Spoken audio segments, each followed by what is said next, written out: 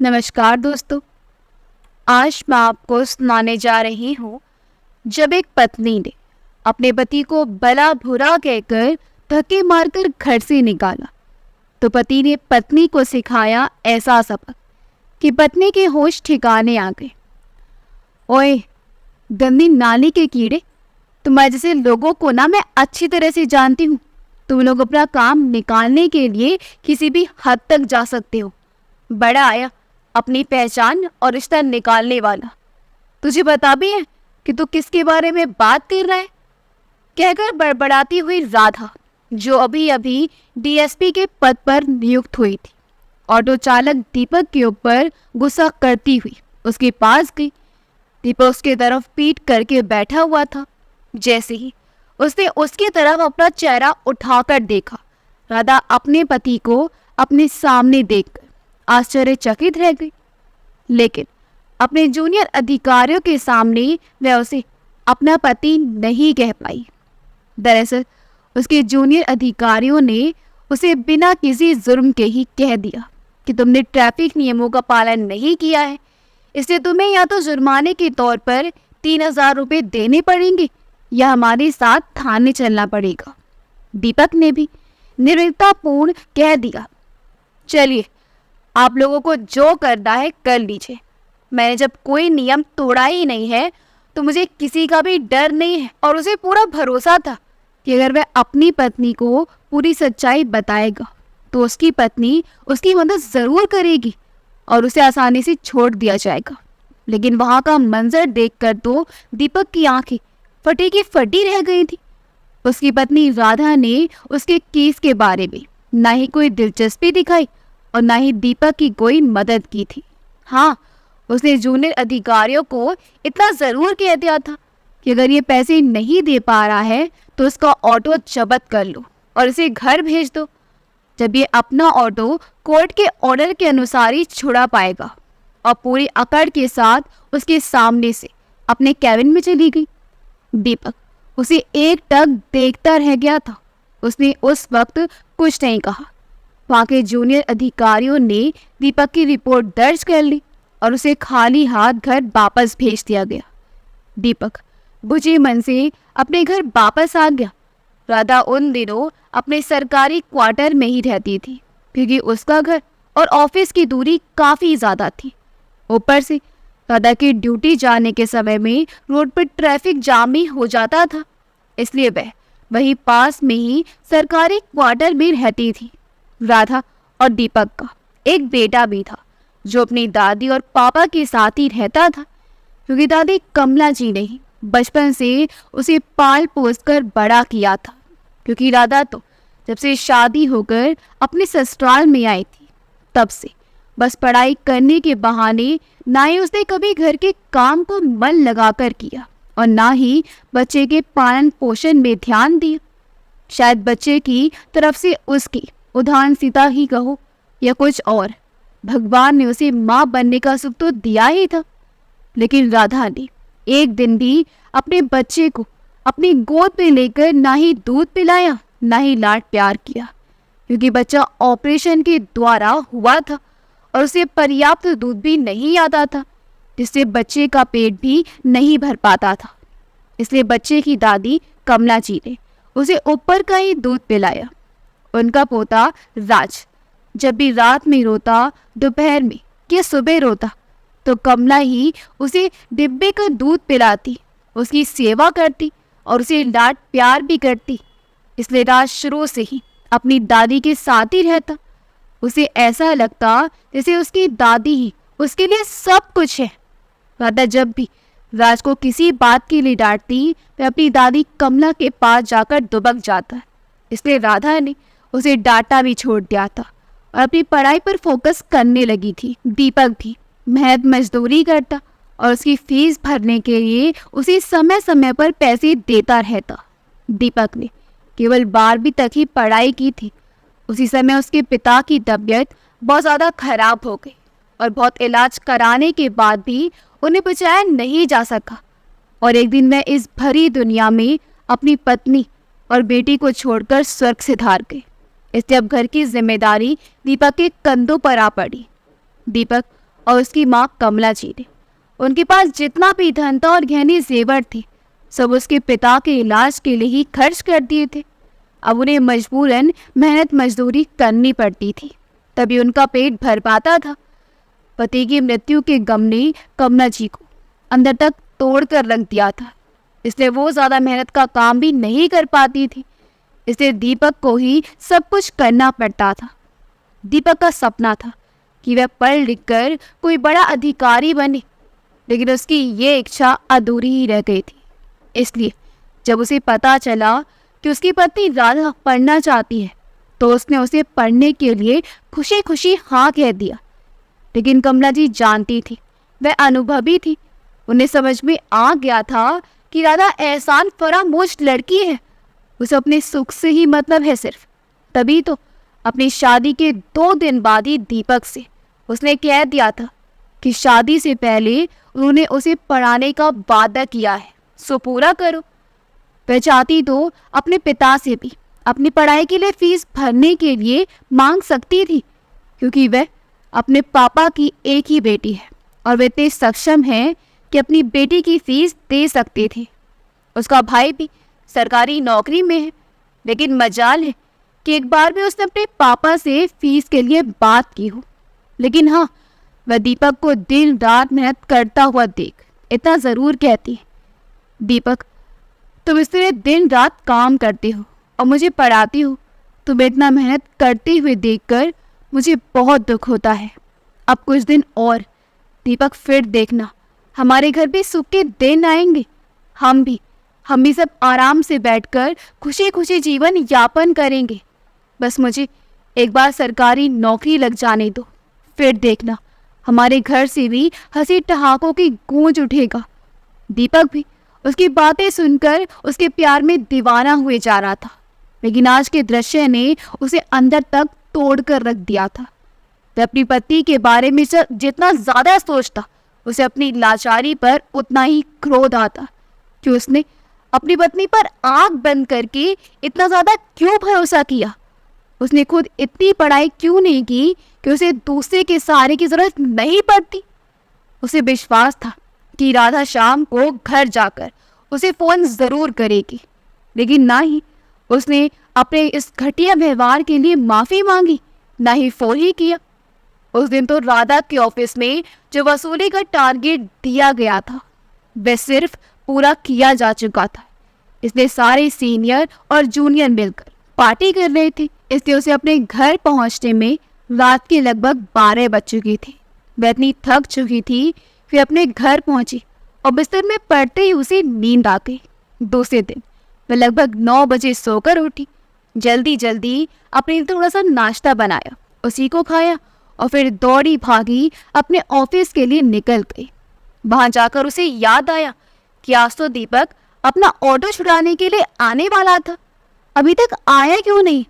उसने दीपक को फ़ोन लगाया, दीपक ने फ़ोन नहीं उठाया। राधा ने लगभग 7 से 8 बार उसे फ़ोन किया, लेकिन उसने फ़ोन उठाया ही नहीं। राधा को लगा कहीं घर में कोई मुसीबत तो नहीं आ गई। वह शाम होते ही घर पहुंच गई। दीपक अपनी माँ की गोदी में सर रखकर बैठा हुआ था। कमला जी उसके बालों में तेल मालिश कर रही थी और दीपक का बेटा राज अपनी दादी के पास बैठकर कुछ लिख रहा था। वह कभी अपनी दादी से अपनी कॉपी में लिखा हुआ कुछ था उसके बारे में पूछता, तो कभी अपने पापा से पूछता, लेकिन दोनों माँ बेटा किसी गहरी चिंता में मगन थे, इसलिए उसकी बात पर ध्यान ही नहीं दिया। उसी समय राधा वहां पहुंच गई। उसने देखा कि उसकी सास और उसका पति उसके बेटे की तरफ ध्यान ही नहीं दे रहे हैं, तो वह आग बबूला हो गई। उसने जोर जोर से अपनी सास और अपने पति पर चिल्लाना शुरू कर दिया। उसने उनसे कहा, अनपढ़ जाहिल गवार, तुम लोगों को पता भी है कि बच्चा कैसा पाला जाता है, उसे कैसे पढ़ाया लिखाया समझाया जाता है। अगर मेरा बेटा यहीं पर रहेगा ना, तुम्हारी तरह ही गवार का गवार ही रह जाएगा। मैंने बहुत देख ली तुम्हारी औकात कि तुम लोग मेरे बेटे को कैसे रखते हो।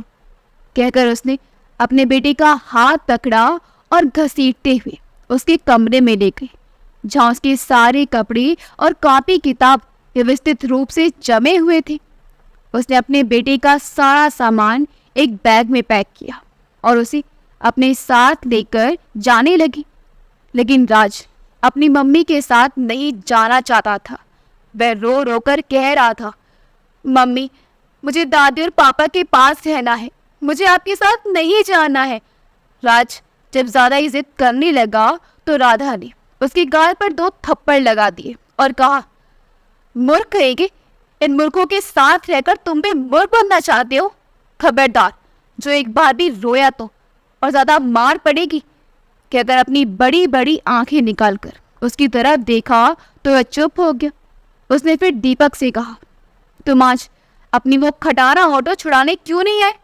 मैं सारी तैयारी कर चुकी थी कि तुम्हें तुम्हारी ऑटो बाइज्जत वापस दिलवा सकूं, लेकिन पता नहीं तुम्हें तो कौन सी बात की नाराजगी है।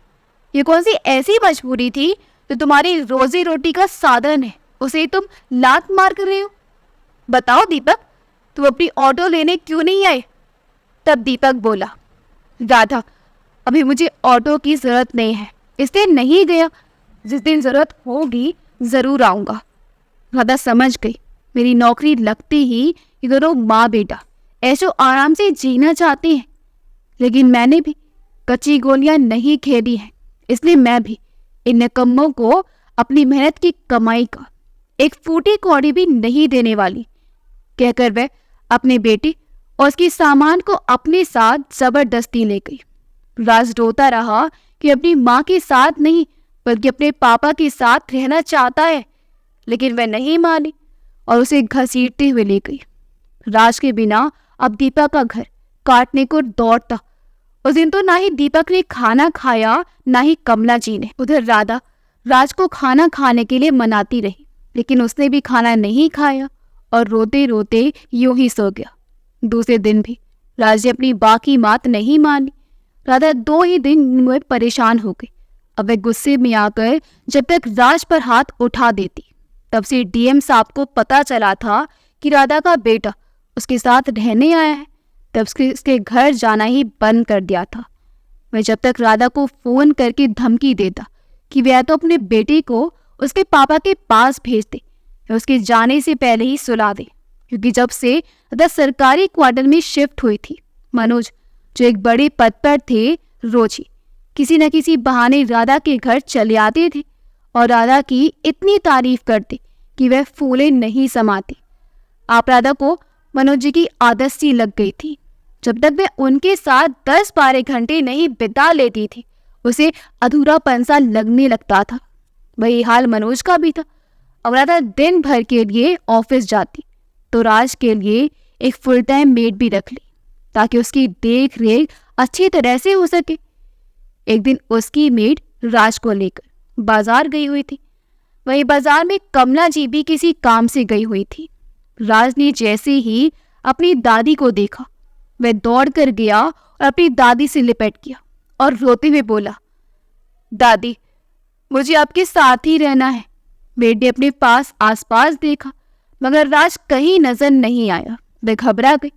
फिर थोड़ी देर तक ढूंढने के बाद उसने देखा राज एक औरत से लिपटा हुआ है। पूछने पर पता चला कि उसकी दादी कमला जी हैं। उसने राज को अपने साथ चलने के लिए कहा तो वह रोते हुए बोला, आंटी, मुझे अपनी दादी के पास रहना है, प्लीज मुझे मम्मी के पास लेकर मत जाइए। तब उसकी आया ने कमला जी से गुजारिश की कि वह ये बात उसकी मालकिन को पता ना चलने दे, वरना वह उसे नौकरी से निकाल देगी और उसे पैसों की सख्त जरूरत है। तब कमला जी ने कहा, तुम निश्चित होकर बाजार से जो भी सामान लेना है ले लो, तब तक मैं राज को समझाती हूँ कि उसे उसकी मम्मी के पास जाना ही होगा। जब वह मेड चली गई तो कमला जी ने राज को समझाया कि वह उसकी माँ है, इसलिए उसे उसी के साथ रहना चाहिए। तब राज ने जो बात बताई उसे सुनकर तो मानो कमला जी के पैरों तले जमीन ही खिसक गई थी। राज ने बताया, मम्मी के घर में एक अंकल आते हैं, उनके आने से पहले मम्मी मुझे जल्दी से सोने के लिए कहती हैं। अगर मैं नहीं सोता तो वह मुझे मारती पीटती हैं। कभी कभी तो वो गंदे वाले अंकल भी मुझे मार देते हैं। क्योंकि मुझे जल्दी से नींद नहीं आती, तो मैं ज़बरदस्ती सोने का नाटक करता हूँ। और मम्मी और वो गंदे वाले अंकल पता नहीं क्या क्या बातें करते रहते हैं और हंसते रहते हैं, और मैं रोता रहता हूँ। राज की बातें सुनकर कमला जी को अपने कानों पर यकीन ही नहीं हो रहा था। तब तक वह आया भी उनके पास आते कमला जी ने राज को समझा दिया कि वह उनसे मिलने वाली बात अपनी मम्मी को ना बताएं, वरना वह फिर से तुम्हें मारेगी। मार के नाम से राज सहम गया और बोला, दादी आप जल्दी मुझे लेने के लिए आना, ठीक है? ठीक है बेटा, मैं और तुम्हारे पापा तुम्हें लेने जरूर आएंगे। कि अगर उसे उसकी बेट के साथ भेज दिया। राज मायूस होकर वहां से चला गया। अब कमला जी अपने बेटे को वो सारी बातें बताकर दुखी तो नहीं करना चाहती थी, लेकिन उनकी भी मजबूरी थी, इसलिए उन्हें सारी बात बतानी ही पड़ी। दीपक अपनी पत्नी के बारे में ये सब सुनकर दंग रह गया। उन दोनों माँ बेटे ने रविवार, जो कि छुट्टी का दिन होता है, उस दिन दादा के क्वार्टर जाने की योजना बनाई। जैसे ही वरुण के घर राधा ने दरवाजा खोला और उन्हें देखकर ऐसी घबरा गई जैसे उसने कोई भूत देख लिया हो। वह पसीने से लथपथ हो गई और लड़खड़ाती जुबान से बोली, आप दोनों माँ बेटा इतनी सुबह सुबह यहाँ? ऐसे क्या हो गया जो आप लोग यहाँ आए हो? हाँ बहू, हम दोनों माँ बेटा रात से मिलने आए हैं, कुछ गलती तो नहीं हो गई? तब राधा ने बड़ी मुश्किल से कहा, आइए ना माँ जी। दीपक जल्दी से उसके घर के अंदर गया। अंदर जाकर देखा तो उसकी आंख तो फटी की फटी रह गई। राधा के बिस्तर पर एक नौजवान सोया हुआ था। उसका बेटा दूसरे बिस्तर पर अकेला अस्त व्यस्त हालत में सोया हुआ था। दीपक का गुस्सा फट पड़ा। उसने क्रोध के मारे राधा पर हाथ उठा दिया। दोनों के बीच काफी नोकझोंक हुई और काफी शोरगुल होने लगा। उनकी शोरगुल की आवाज सुनकर मनोज जी भी जाग गए। उसने उठते ही कहा, राधा कौन है ये जाहिल गब्बार? राधा बोली, क्या बताओ सर, दुर्भाग्य से ये मेरा पति है। दीपक बोला, अच्छा आज मेरा मिलना तुझे दुर्भाग्य लग रहा है? और जब मैं दिन रात मेहनत मजदूरी करके पैसे कमाकर तेरी फीस भरता था, तब मैं इस दुनिया का सबसे अच्छा पति था। लेकिन आज तुम्हें नौकरी मिलते ही तुम्हारी अधिकारी बन गई, पैसे कमाने लगी तो मैं गवार हो गया, गंदी नाली का कीड़ा हो गया तुम्हारे लिए, दुर्भाग्यपूर्ण हो गया। तुम और कितना नीचे गिरोगी राधा। एहसान फरामोश दुर्भाग्य तो मेरा है कि तुम्हारी ऐसी स्वार्थी और मतलबी लड़की से मेरी शादी हुई है।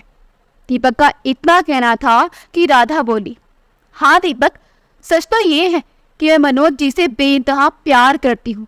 तुम चाहो तो अपने लायक कम पढ़ी लिखी गवार लड़की ढूंढकर शादी कर सकती हो। और तुम खुद ही सोचो दीपक, मैं इतनी पढ़ी लिखी, इतने बड़े ओहदे वाली सरकारी ऑफिसर, और तुम एक मामूली से रिक्शा ऑटो चालक। तुमको अच्छा लगेगा क्या अगर किसी दिन किसी ने कह दिया राजा भोज के साथ गंगू तेली की जोड़ी अच्छी नहीं लगती? उस दिन के तुम सहन कर पाओगे? कोई कहेगा पति का गुलाम, कोई कहेगा पति के टुकड़ों पर पलने वाला। तो तुम किस किस को जवाब दोगे? तुम्हारी समाज में बदनामी ना हो उससे पहले ही तुम अपना रास्ता अलग कर लो, तो तुम भी खुश रहोगे और मैं भी खुश रहूंगी। उम्मीद करती हूँ मेरी बात तुम्हें अच्छी तरह से समझ आ चुकी होगी। राधा की बातें सुनकर दीपक तो क्रोध के मारे कांप रहा था, लेकिन उसकी माँ के दिए संस्कार ने उसके हाथ रोक दिए, वरना उसका मन चाहता था कि वह राधा को इतना मारे कि वह कहीं चेहरा दिखाने लायक ही ना रहे। परंतु कमला जी ने उसे रोक लिया और कहा, बेटा तू अपने बेटे को पकड़ो और चलो यहाँ से। राधा वैसे भी अपने बेटे के नखरों से तंग आ चुकी थी, इसलिए उन कुछ ही दिनों में उसे आटा दाल का भाव मालूम हो गया था कि बच्चे की परवरिश करना सहज काम नहीं है। इसलिए वह भी चाहती थी कि दीपक राज को अपने साथ लेकर जाए। दीपक ने भी अपने बेटे को सोते हुए से उठाया और लेकर जाने लगा। तभी राधा बेशर्मी से हंसते हुए बोली, इतनी में जल्दी क्या है मिस्टर दीपक? जाते जाते एक आखिरी काम तो करते जाओ, फिर मैं तुमको कभी तंग नहीं करूंगी।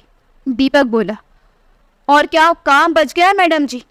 राधा ने तलाक के पेपर उसके मुंह पर मारते हुए कहा, वैसे तुमको अपना नाम लिखना तो आता है ना, या फिर अंगूठी का निशान लगाओगे? वैसे मैंने सारी व्यवस्था कर रखी है। दीपक ने भी कह दिया, हाँ मैडम जी, हम तो ठहरे अनपढ़ गवार और आप कहा इतनी पढ़ी लिखी विद्वान। अगर मैंने गलती से अपना नाम लिखने की कोशिश भी की तो आप जैसे विद्वान लोगों के लिए तो सफेद कागज में काली चींटी चलने के जैसा होगा। इसलिए ऐसा कीजिए, मेरे अंगूठे का निशान ही ले लीजिए, क्योंकि इसे तो भगवान ने बनाया है। उसमें जो तिरछी रेखाएं होंगी ना, उसे तो आप जरूर पढ़ ही लेंगी। राधा ने भी उसे थंबप्रिंट ले लिए और उसे अपने घर से चलता किया। जब वे लोग उसके घर से जा ही रहे थे कि राज की आया वहां पहुंच गई। वह समझ गई कि राज के पापा उसे लेकर जा रहे हैं। अब उसकी नौकरी खतरे में है। उसकी आंखों में आंसू आ जाते हैं। तभी कमला जी ने उसे अपने साथ चलने के लिए कह दिया। बेचारों अपने घर आ गए। कमला जी गरीब तो थी ही, अब उन्हें समझ में नहीं आ रहा था कि वह करें क्या कि उनकी गृहस्थी अच्छी तरह से चल पड़े। उन्होंने अपनी अलमारी में से कुछ रुपए ढूंढने के लिए अलमारी के सारे सामान निकाला तो देखा एक जमीन का पेपर रखे हुए हैं। उस पेपर को देखा तो पता चला उनके पति ने बहुत पहले एक प्लॉट शहर के बीचों बीच खरीद रखा था, लेकिन वहाँ पे ढेर सारे कपड़ों के बीच बहुत अंदर रखा गया था। उन्होंने उस पेपर को दीपक को दिखाया। दीपक ने जब उस जमीन के रेट के बारे में पता किया तो वह जमीन तो सोने के दाम के बराबर की थी। उन्होंने उसे बेचने का फैसला किया और दीपक ने फिर से काम के साथ साथ पढ़ाई भी शुरू कर दी। उन्हीं पैसों से कमला जी ने लक्ष्मी के साथ मिलकर घर पर ही अचार, पापड़ और मसाले का काम शुरू किया। शुरू में तो उन्हें काफ़ी दिक्कतों का सामना करना पड़ा था, लेकिन बाद में धीरे धीरे उनका कारोबार अच्छा चल पड़ा। पहले कमला जी की चिंता के कारण हमेशा तबीयत खराब होती रहती थी, लेकिन जब से उन्होंने अपना कारोबार शुरू किया सारा समय काम करने में ही निकल जाता था। फालतू चीज़ों के बारे में सोचने का वक्त ही नहीं मिलता था और थकान अधिक हो जाने के कारण रात में नींद भी बहुत आती थी। कारोबार अच्छा चलने की वजह से आमदनी भी बढ़ गई, जिससे उनके मन में एक अलग ही खुशी का एहसास होने लगा, जिससे उनके स्वास्थ्य में भी काफ़ी सुधार हो गया था। अब दीपक को पैसे कमाने की चिंता ही नहीं थी, इसलिए अब वह निश्चित होकर पढ़ाई करने लगा। और एक दिन वह समय भी आ गया जब वह एसपी बन गया। समाचार की सुर्खियों में केवल एक ही नाम था, ऑटो चालक दीपक। अपनी मेहनत और ईमानदारी के बलबूते एसपी बन गया। दीपक को बधाई देने वालों का तांता लगा रहता। लोग दीपक के घर में इंटरव्यू के लिए आते और कमला जी से पूछते, माँ जी आपका बेटा बहुत बड़ा अधिकारी बन गया है, आपको कैसा महसूस हो रहा है? कमला जी कहती, मेरा बेटा ईमानदार और मेहनती है। उसने जो कुछ भी हासिल किया है अपनी मेहनत और त्याग के बलबूते हासिल किया है। मुझे गर्व है अपने बेटे की कामयाबी पर।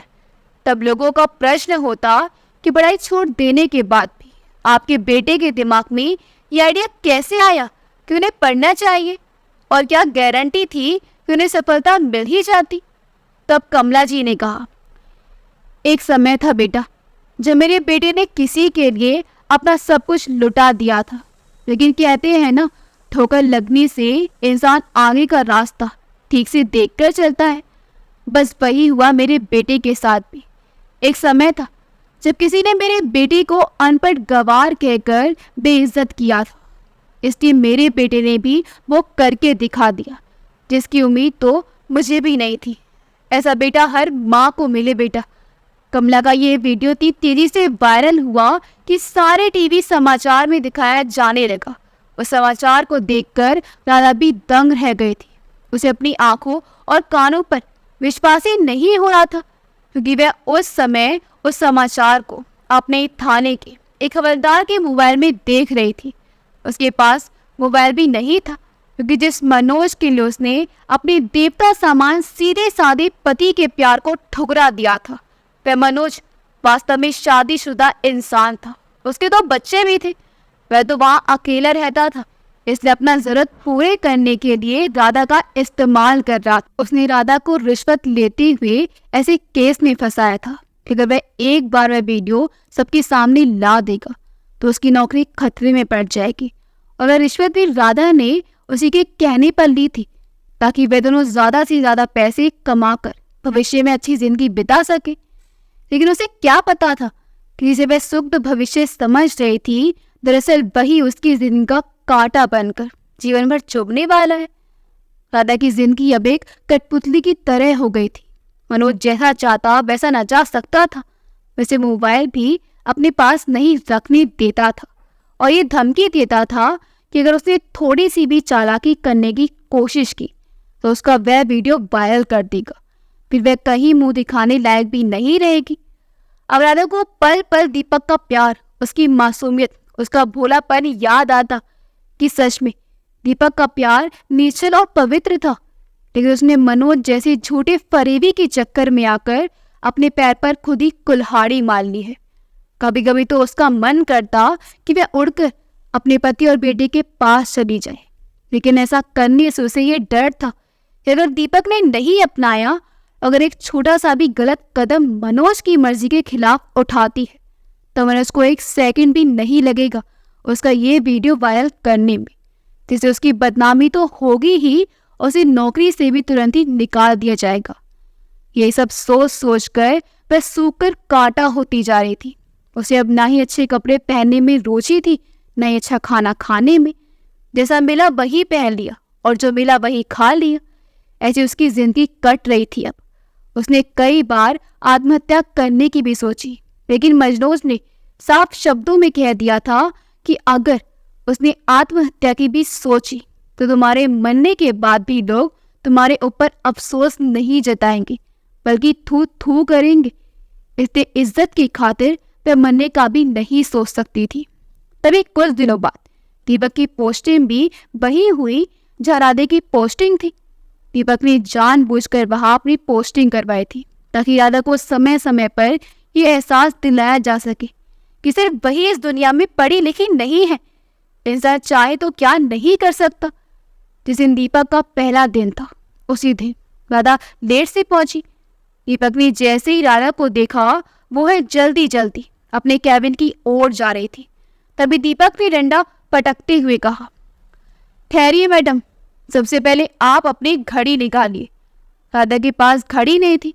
उसने कहा, सर मेरे पास घड़ी नहीं है। तो मोबाइल तो होगा, वही निकाल लीजिए। सर मोबाइल भी नहीं है। अरे इतनी बड़ी पढ़ी लिखी विद्वान, इतने ऊंचे ओहदे में होने के बावजूद भी ना घड़ी है ना पास में फोन है, तो क्या सरकार के द्वारा दी जाने वाली तनख्वाह कम पड़ जाती है क्या मैडम आपको, जो आपके पास कुछ भी नहीं है? जब समय देखने के लिए आपके पास कुछ भी नहीं है तो भला आप कहाँ सही समय पर ड्यूटी पहुंचेंगे? इसका मतलब आपने सरकारी नौकरी को अपनी मौसी का घर समझ रखा है, तो जब मर्जी मुंह उठाए चले आए, अब मर्जी जब चले गए। अच्छा अब समझा आपको।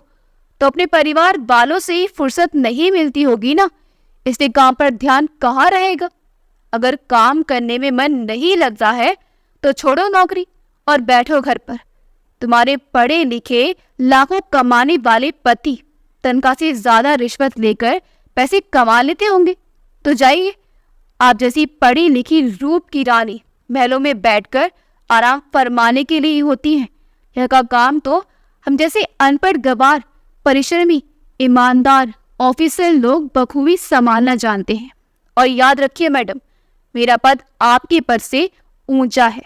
अपनी सलामती चाहती है तो रोज समय पर ड्यूटी आ जाना, वरना दूसरे दिन से अपने मनोज जी के केबल पर दबाती हुई नजर आओगी। अपने कैबिन में तो बिल्कुल भी नहीं। अब अपनी जैसी लापरवाह ऑफिसर की कोई जरूरत नहीं है हमें। राधा आंसू बहाती हुई अपने कैबिन में चली गई।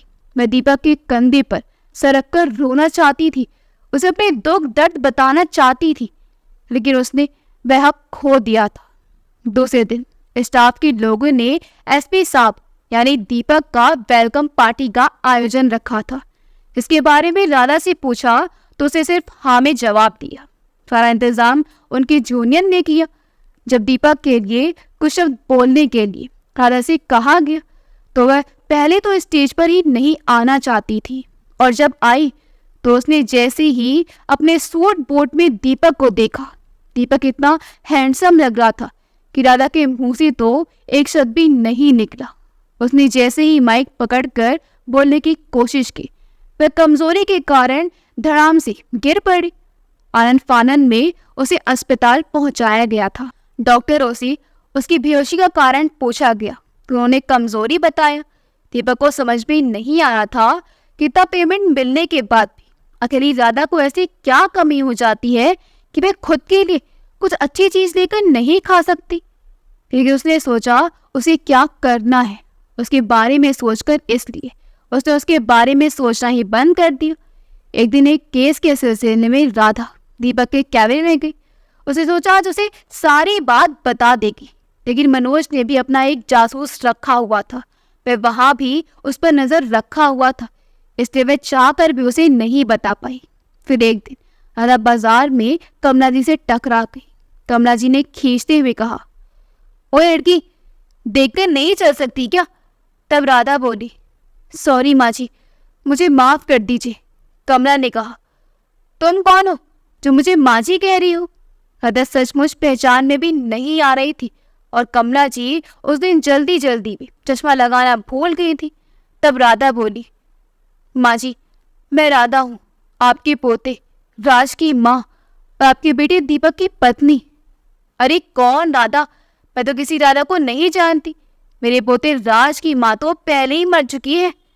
नहीं माँ जी, आप ऐसा मत कहिए माँ जी, आप जो कह रही हैं बिल्कुल ठीक कह रही हैं। मैं तो उसी लायक हूँ, लेकिन क्या मुझे एक मौका नहीं मिल सकता? अरे तुझे एक मौका किस लिए चाहिए? अपनी गलतियाँ सुधारने के लिए माँ जी। अच्छा, अब मैं समझी, किसी का थोड़ा सा ओहदा देखा नहीं कि लगे आसपास मंडराने।